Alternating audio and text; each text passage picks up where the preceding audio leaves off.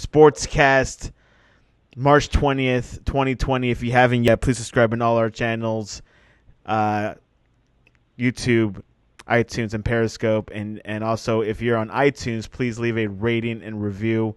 It will help us out tremendously. And visit us on thesportscast.net, thesportscast.net. Big news this morning. Todd Gurley signs with the Atlanta Falcons after being released by the Rams. Originally, the Falcons reported they wanted to do a trade instead of like a whole free signing, but this had to happen. That's why there were signs of why Devontae Freeman was released all of a sudden. And joining us to iron this out, Mr. Jeff Fawver, you are back into the Sportscast.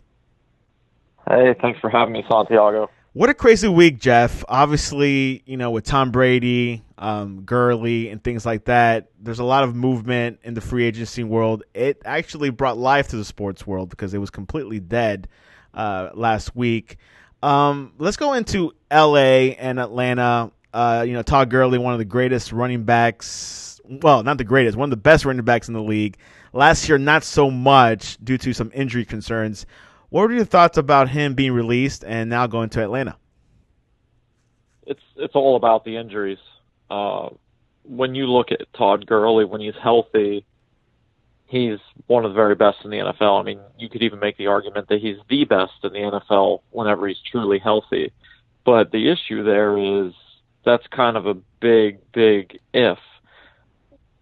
His knees apparently... He's been struggling. I don't know if it's arthritis or just various knee injuries, but the issue there is if you don't bounce back from that, you're just never going to be the same player. But I will say this, in sports in general, whether it's football or any sport, we have this follow the red bouncing ball mentality. So as soon as a player has a down year or they're beat up or whatever it may be, we push them to the side and we move to the new hot ticket. Right. We move on quickly. Todd Gurley, I know it's a huge if he does get healthy, Todd Gurley is spectacular. And he's only 25 years old. So if there's a chance that he's going to get healthy, it's not as though we're talking about 32-year-old legs or 34-year-old legs. We're talking about a guy that's 25. So if he can get his knees right, there's still some miles on his tread there, and he could give Atlanta a nice boost in the run game. There's some other speculation of other reasons. The reasons why was L.A. to save money. Do you believe in that reason, or do you think it's more like the injuries? I'm sure money played a factor. L.A. went all in. They went after Ramsey. They re-signed Donald. They had Sue there for a while. They had all these huge contracts. So L.A. went all in to try to win a Super Bowl, and obviously it didn't work, but that's what they were trying to do. And when you do that, when you go all in and you chase all these big contracts, there's repercussions. So the repercussion is you can't keep all of them, and you have to make some tough decisions. So I think if Gurley was 100% healthy, if he was still the guy that he was when they signed him to the extension, I don't think they would have cut him. They may have asked him to restructure. They may have moved around some bonus money, but I don't think they would have just let him go. So the money certainly is a factor, but I think his inability to stay healthy is the biggest part of this. Right now, the Rams running backs are Malcolm Brown, John Kelly, and Darrell Henderson. What do you think the Rams are going to do? They're going to stick with these three, or they're going to try to look for something in the draft or possibly in free agency? Well, what do you think they're going to do? Darrell Henderson was a really nice player coming out of Memphis. So I think he'll have an opportunity. He's really dynamic, quick and fast. So if I'm in their shoes, he's a guy that I give a long, hard look. And to be blunt, the running back position has become so, I hate to say the word devalued because I think it's still a good running back can still make a difference, but at the same time, teams just aren't willing to put a lot of resources into that position. So, and the other thing is with the Rams, they have some work to do on defense. They have some work to do on the offensive line. I just don't think that going outside to get another running back is going to be a big priority for them. So I think they'll roll with the guys that they have, maybe add a late round pick or bring in a couple undrafted guys and see if one of them can stand out. But I don't see them using a high draft pick or making a trade or signing a free agent. Let's look into the Atlanta Falcons. Of course, they let go of Freeman, got in Gurley. They do have Matt Ryan. They do have Julio Jones. They do have Calvin Ridley. Is this Falcons team now with Gurley different? Are they contenders? How do you view them now? I'm not willing to say they're a contender, but the Falcons were one of those teams that played a lot better the second half of last year. If you remember right, they went into San Francisco and they beat the 49ers. Now, I know every team can have a letdown. I'm not saying the Niners played their best game, but even so, the Falcons, and they also won at New Orleans. So the Falcons had some really nice wins the second half of last year. I wouldn't write them off, but the only challenge for the Falcons is you already have the Saints in your division who are in a really good position to win that division again. And then you have the Buccaneers that just got Tom Brady, who, I don't think he's not prime Tom Brady anymore, but the Buccaneers have a nice roster and a lot of weapons, and he won't turn the ball over so much, so he'll give them the opportunity to win a lot of games. Head coach Dan Quinn was people were talking of him being let go. The locker room wanted him to stay. The players wanted him to stay. Do you think Dan Quinn is the future of the Falcons, or do you think he only has a year left if he doesn't produce? I'm sure his leash. Yeah, I think his leash will be pretty short. I will say this, though. When you hear of these things where the coach may be let go, the way the team responds is a really big indicator. And when you look at the Falcons, when there was some turbulence there and they were in a position where they thought they might lose their head coach, they really played well. And like I mentioned earlier, they won a couple games that you wouldn't expect them to win. So to me, that tells me that coach still has a good grasp of the locker room because they want to perform for him. Had they just kind of packed in their season when those rumors started swirling, then they probably would have had to move on from him. But even with all that said, I mean, at some point he has to produce, and I think if he doesn't at least get them, I don't know if they have to make the playoffs or if they have to at least be in contention for playoffs. I don't know exactly what that cutoff will be, but he's going to have to improve on what they've been the last couple of years. Pretty tough conference, of course. They have the Buccaneers, but with the Tom Brady, and they got the Saints, which were conference champions last year, and the Panthers team that is sort of in the rebuilding stage. Nothing to worry about there, but they do have a few strengths as well. The Falcons got Hayden Hurst over in a trade with the Ravens. Is that a plus for the Falcons? I like Hurst, but I think it's still a downgrade from Hooper. So there's your good and your bad. Your good is you got a quality young tight end, but the downside of it is he's probably not going to be better than the guy that you let go. So what do you do there? I mean, it's good that you replaced him with someone and even a quality player, but at the end of the day, I think it's still going to be a drop-off down to Hurst. As Jeff mentioned, the Browns signed Austin Hooper, a record deal, the highest paid tight end in the NFL. The Browns have Hooper and Njoku. Browns have strengthened.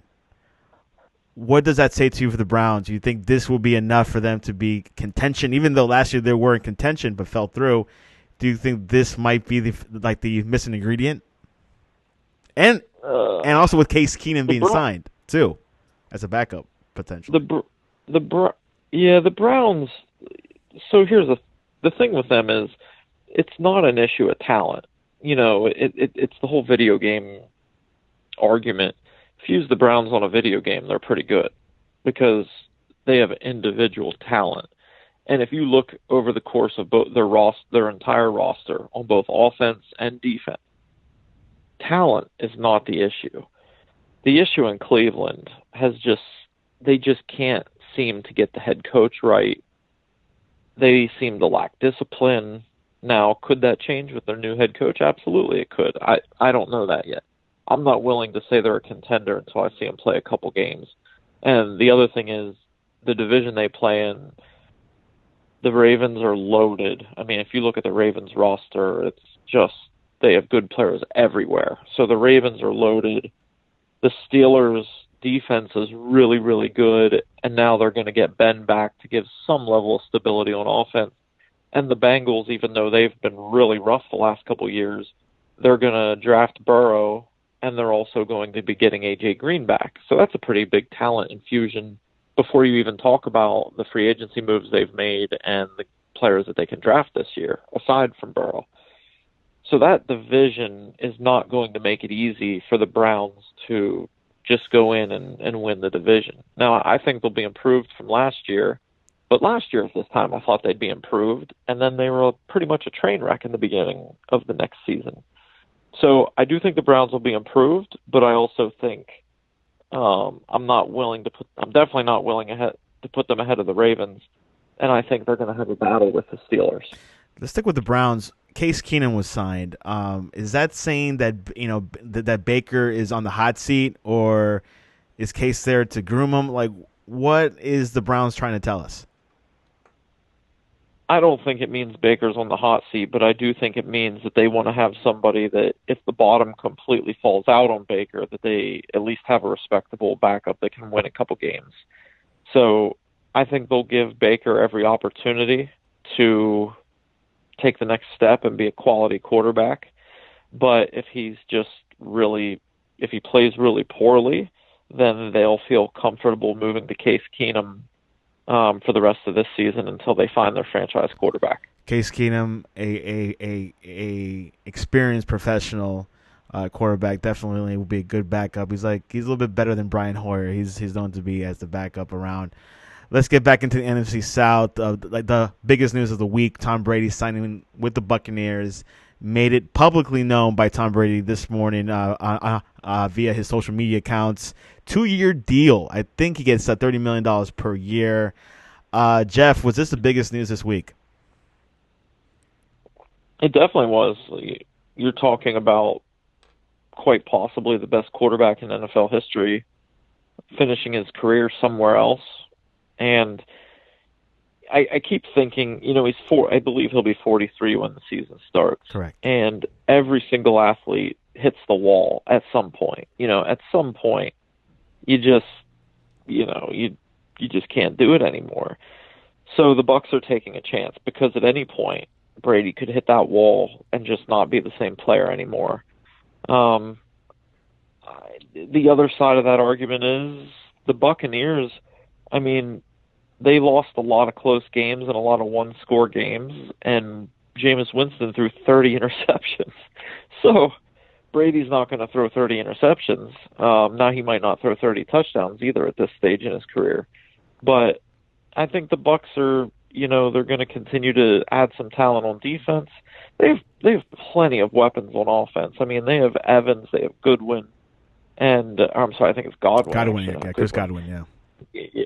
Yeah, so, but either way, just those two guys alone give him better players on offense than he had in New England last year. So I do think they'll be able to move the ball. He'll give them some stability. We just don't know how much longer Brady can continue to play at a high level. Yeah, and someone was telling me, has Tom Brady passed his prime? No, he hasn't. He had a great year last season. I think he's still in it, and I agree with Jeff. He's going to hit that wall eventually. Would it be this season? This Tampa Bay Buccaneers has weapons, just like Jeff said. They got Godwin, they got Mike Evans. They even have a great defense. But does this automatically put Tampa Bay as Super Bowl contenders? No. I mean, I don't. So Tom Brady's not the player that takes over a game anymore. I mean, he can take over a quarter, if you get him in a close game to the fourth quarter. But the Buccaneers are still going to have to leapfrog the 49ers, the Seahawks, the Saints, maybe the Eagles, depending on, if they can stay healthy for a year. So there's some work to be done for them to be in the Super Bowl conversation because those are some good teams. I mean, I will say this though: the one team that I think is going to drop off a bit is Minnesota. Minnesota just keeps losing players to free agency. Granted, some of them weren't real good players, but even so, when there's a lot of turnover, sometimes it's hard to replicate what you've done. So I could certainly see the Bucks sneaking into the playoffs, and then obviously anything can happen, but I'm not ready to put them as a Super Bowl contender just yet. Definitely to look at. A lot of players I've been reading this morning that want to request trades to Tampa. The excitement, and of course the fans are lining up to buy season tickets. I believe there's about 10,000 people lining up for that. So Tampa Bay is definitely on the map in the sports world. Another question, Jeff. Where does that leave the Patriots? Now they have Stidham. Where do you leave them at? Like, can Belichick do it without Brady? Will they most likely draft a quarterback? I mean, where do you put the Patriots now? In my mind, so this year they have a lot of draft capital. So what wouldn't surprise me is if they try to take as many good players as possible, just, take best player available, build up their roster the best that they can, and then next year at this time go all out to get a quarterback. Now, with Belichick as their coach, they're never just going to completely punt on a season. But no matter how good he is, you still need a quarterback. So I think this year will be the year that they retool and add add a youth infusion to their offense and their defense. And then next year they'll go hard after a quarterback, which, now again, next year's draft is always supposed to be the better draft because that's just how we think. But it does seem that the quarterback class next year is better than this year's class. Now, the only thing that I've heard, people just in discussion talking about is, would the Patriots tank this year to get a really high pick next year? I don't think they will. I mean, I just don't think that's in Belichick's makeup. I don't think they would do that. But hey, stranger things have happened. You never know. I agree with that. I mean, I've not heard that argument about tanking, but I agree that doesn't seem Bill Belichick's game plan, or even Robert Kraft's game plan. I really like to see what happens. So, can we crown the Buffalo Bills as the AFC East champion, or not just yet? Yeah, let's wait on that since we haven't even made it to training camp yet. But we haven't even made it to off-season activities yet. I like what the Bills have done, though. Their roster is really good.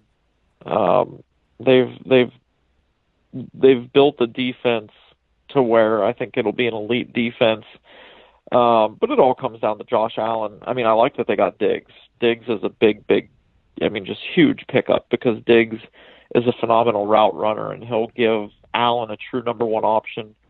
When I was watching their playoff game that they lost to the Texans, what really stood out is even against the Texans defense that wasn't very good, there just wasn't anyone that Allen consistently trusted to go to throw to unless it was a running back out of the backfield. And if you're going to win playoff games, then you need someone that can create a little fear and, make a few big plays in the passing game. So I think Diggs was a phenomenal pickup. And ultimately, if the Patriots don't make a move for a veteran quarterback, I think the Bills will win that division. But I'm just not, we have a ways to go before we talk about that. Obviously, a few quarterbacks out in the window to look at. Cam Newton, Jeff, let's talk about him. Obviously, a experienced quarterback, led a team to the Super Bowl. Where do you think he'll end up? I can't help but think he ends up in San Diego. And the only reason I say that, the Chargers have been making moves like a team that's trying to win right now. They got Chris Harris. If you look at their entire secondary, is aside from Derwin James, as veteran players. They've loaded up their defense. They have plenty of weapons on offense. They re-signed Eckler. They've made multiple trades for offensive linemen. I guess one was Bulaga was a free agent and Turner was a trade. But either way, they're making all these moves that say they want to win now. You cannot play to win now with Tyrod Taylor as your quarterback. So even if they go and draft somebody really high, that still puts you at risk of letting a rookie quarterback derail what you're trying to do. So in my mind, I think what they're going to do is I think Cam Newton ends up in Los Angeles with the Chargers, and then I think they still draft a quarterback really high to groom behind him. They're definitely in a position to get a quarterback. They're at the 6th spot in the NFL draft order. Another quarterback, not many people are, jumping into their, knocking at the doors. James Winston, a mysterious quarterback. A player that can, throw 400 yards a game, but then could throw 8 interceptions in one game. Where do you think he'll end up? That's a tough one. He could certainly be another candidate in with the Chargers, but man, I really thought that he would have had a chance in Indianapolis, but then they went with Phillip Rivers. And when you look around the NFL right now, it seems as though most teams either have a quarterback or they're content with, waiting for the draft to get one. So it's really, man, it's hard to say where he'll end up. I mean, he just turns the ball over so much. Now, like you said, he can throw for 400 yards and 4 touchdowns. He makes a lot of plays, but a lot of coaches just don't want to deal with all the turnovers. And we also don't know what he's asking. Is he maybe pricing himself out of free agency? That I don't know. But, yeah, the Chargers, I guess, could be a team there. Maybe the Panthers, since they're moving on from Cam. Or no, I guess the Panthers just signed Teddy Bridgewater, so that's not going to. I don't know where Jameis Winston ends up. I really don't. He could end up in Buffalo as a backup. You just never know with this guy. Yeah, I mean that's a difficult one because when you look at the teams that are close. So if there are teams that are a quarterback away, teams that feel that their roster is good but they just need a quarterback, I don't know if they look at Jameis and say that he's the guy that can put them over the top. Maybe the Patriots would take a look at him. I don't know. Maybe the Patriots would take a look at him and think that they could, coach the turnovers out of him. But Bruce Arians is a really good coach, and he couldn't coach the turnovers out of him. So I don't know who else would. Let's look towards the Kansas City Chiefs, obviously Super Bowl champions. I have not heard noise from them, but what have they done so far in this offseason, Jeff? Well, they've really just lost a couple players. Kendall Fuller went back to the Redskins. Stefan Wisniewski signed with the Steelers, and Emmanuel Ogbah signed with the Dolphins. So they lost some guys, which always happens when you win the Super Bowl. They're going to lose Matt Moore too. He's going to move on. I think with the Chiefs, what they're trying to do is they're doing everything in their power to bring back Chris Jones and find a way to keep Sammy Watkins. And they're just going to add talent through the draft and then sign some low-level free agents. Which, look, when you win the Super Bowl, you shouldn't be chasing after a bunch of free agents and spending all this big money. I mean, when you look at most of the deals that are signed right now, pretty much every guy is getting overpaid at least a little bit. So if you just won the Super Bowl, the last thing you should be doing is chasing around other people's cast-offs. So not that the teams that are making the free agency moves, they have reasons to do it. But I think the best thing that the Chiefs can possibly do is bring back their own guys and have minimal free agency involvement. And, of course, Kansas City Chiefs won the Super Bowl about almost 2 months ago. We could have not had a show afterwards due to scheduling conflicts. But we'll leave a time right now, Jeff, of your reaction of this past year's Super Bowl win by the Kansas City Chiefs. Yeah, I mean, ever since they moved to Mahomes, you got the feeling that they had the opportunity and that was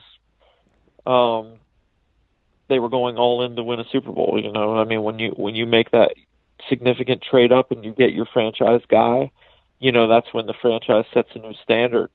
Going into this year, Clark Hunt made it very clear that anything less than a Super Bowl was going to be a letdown. Uh, they were a player or two away from being in the Super Bowl back-to-back years. Uh, the games themselves, I mean, they won every game by double digits, so I know they fell behind in those playoff games against both the Texans and Titans, but really, once they got going, both the Texans and Titans were just completely overmatched. Especially the Texans. They outscored the Texans 51-7 after they got behind by 24.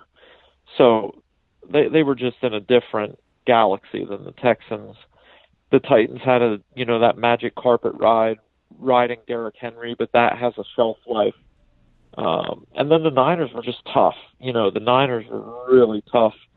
Mahomes threw some interceptions that he typically doesn't. But down the stretch when they really needed him, he was money. So it's really, as long as they keep Mahomes upright and they give him quality weapons on the average year, they're going to be right there. They're going to be in that conversation again this year too.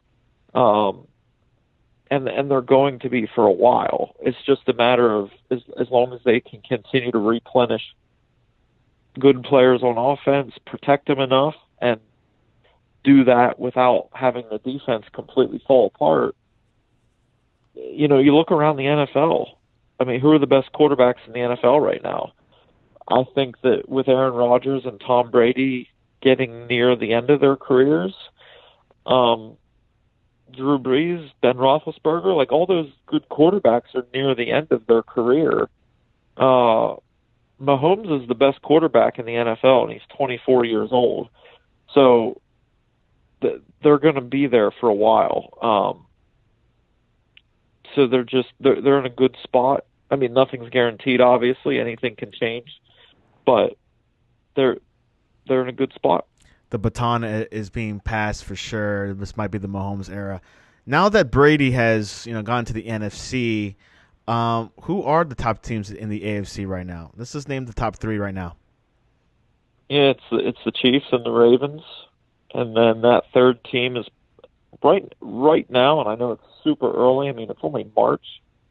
I think you have to say the Bills are probably the third best team in the AFC. Some people want to say the Titans. And the Titans are fine, but I don't think that the Titans can do for an entire season what they did during that last run, just leaning on Henry so heavily. And I like Ryan Tannehill, but the law of averages says that he's not going to continue to perform at quite the level that he did. So I think that Tannehill is going to step back a little bit. And I think Derrick Henry's going to struggle to repeat what he did. So I think the Titans are going to drop off a little.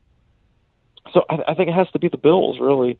It could be the Chargers if they get a quarterback. But as of right now, today, Tyrod Taylor, there is no way that they can go through a season with Tyrod Taylor. For sure, we'll be definitely eyeing the AFC. AFC looks a little bit open. Of course, Mariota went to the Raiders, but we'll talk about that a little bit later on when they're filling out their spots. But the NFL is definitely changing. Still bright, still popular. I think probably more popular next season when you see a Tom Brady, one of the greatest of all times, going to a new team like Tampa Bay, back in the spotlight. Jeff, what is the best way to reach you to talk to you about Dak Prescott? The best way to follow along is at JT Fawver on Twitter. And I also have my name set as the Honey Badgers fishing partner. There you have it.